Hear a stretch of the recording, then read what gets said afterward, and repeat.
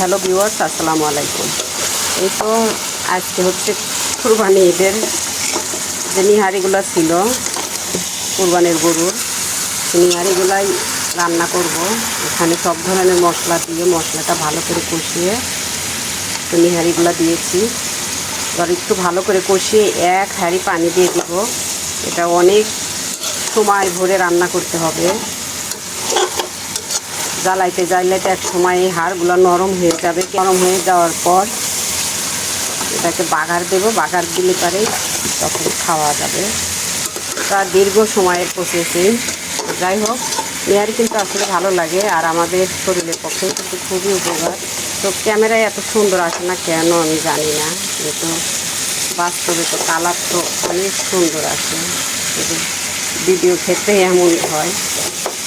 বড় একটা হাঁড়ি করে নিয়েছে, এই যে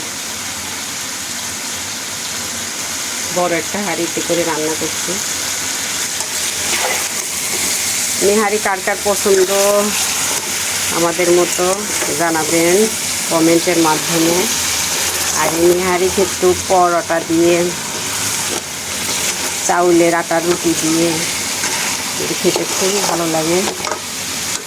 নিহারি তো রান্না করছি এখন, অনেকগুলা দুদিন খাওয়া যাবে। তো একদিন হচ্ছে চাউলের আটা রুটি বানাবো আর একদিন পরোটা বানাবো।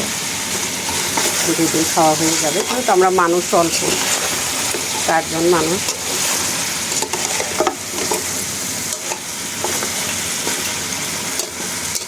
সবাই ভালো থাকবেন। আল্লাহ হাফেজ।